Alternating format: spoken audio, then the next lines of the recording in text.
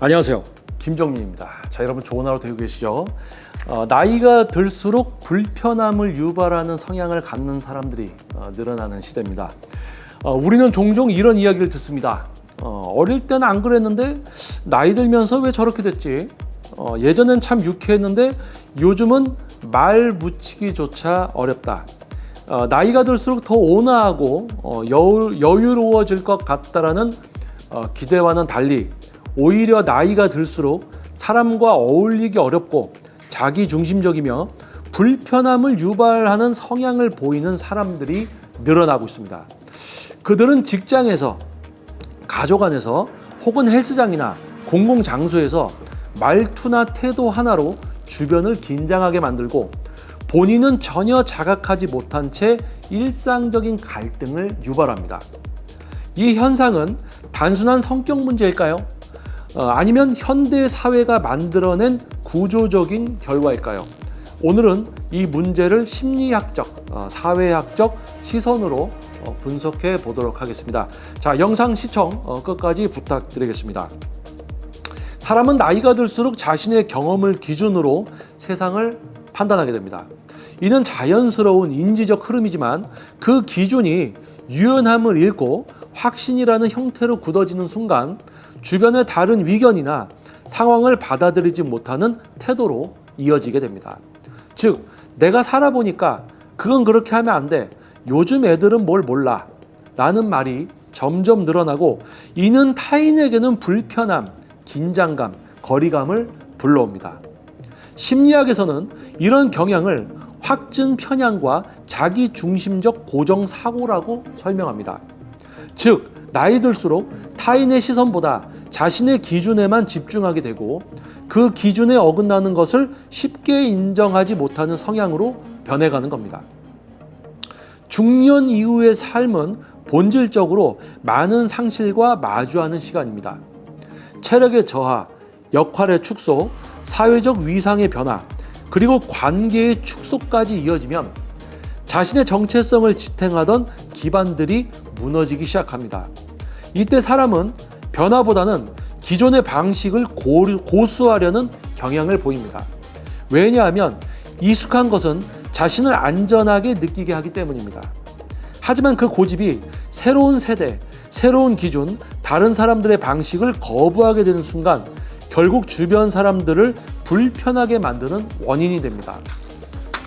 즉, 변화에 대한 저항이 말투, 행동, 대화 방식에서 뾰족한 형태로 나타나면서 자신도 모르게 타인을 공격하거나 방어적인 태도를 일상화하게 되는 겁니다.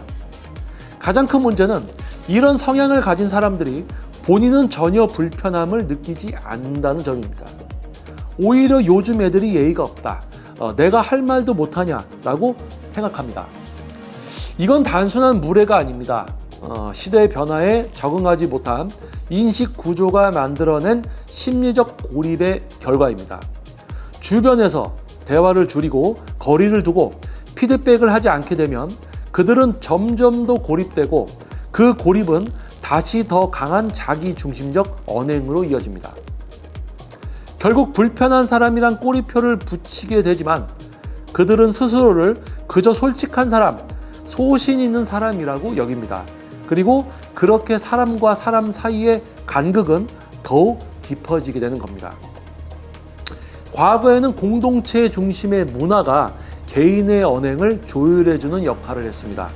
가족, 동네, 종교, 직장 같은 집단은 자신의 감정을 조절하고 다른 사람을 배려하며 관계를 맺도록 사회화하는 기능을 해왔습니다. 하지만 지금은 그 연결 구조가 대부분 무너졌습니다.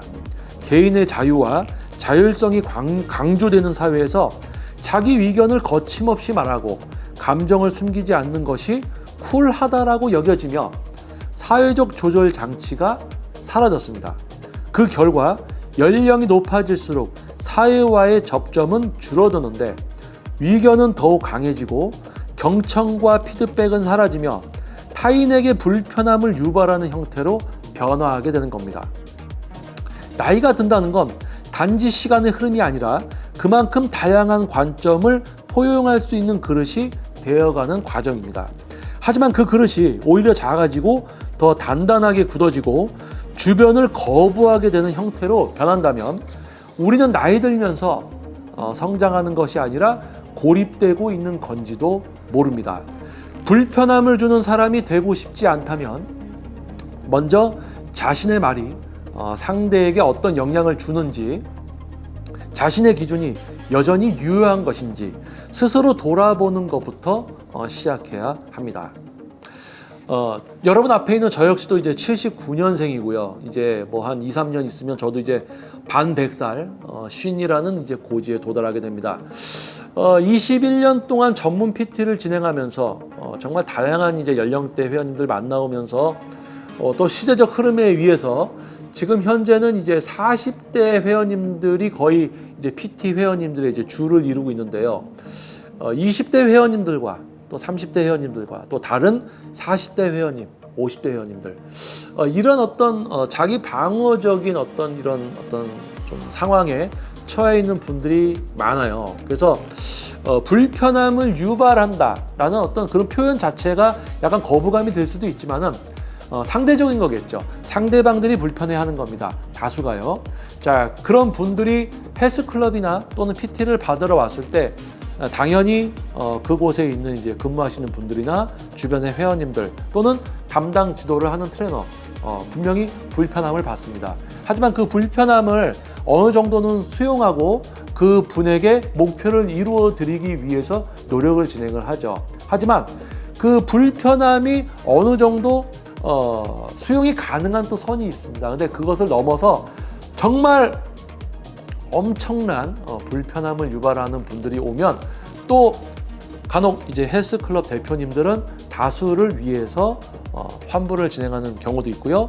또 레슨을 일반적인 헬스클럽이 아니라 전문적인 개인 트레이닝을 진행하는 스튜디오에서 지도를 하고 있을 때 그런 분이 오면 지도가 제대로 이루어질 수가 없습니다.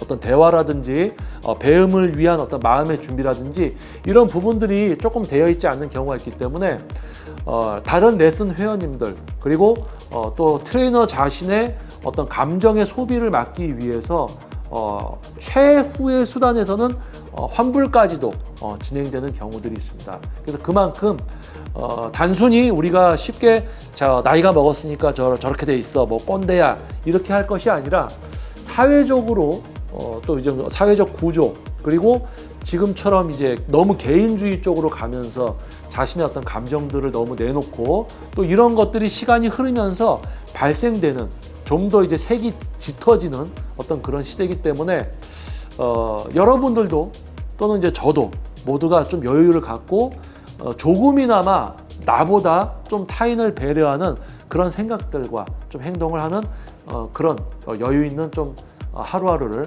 좀 보냈으면 합니다. 영상이 도움이 됐다면 구독과 좋아요, 알림 설정 부탁드리겠습니다. 저는 다음 영상에서도 또 여러분을 위한 영상으로 다시 돌아오도록 하겠습니다. 저는 김정민이었습니다. 감사합니다.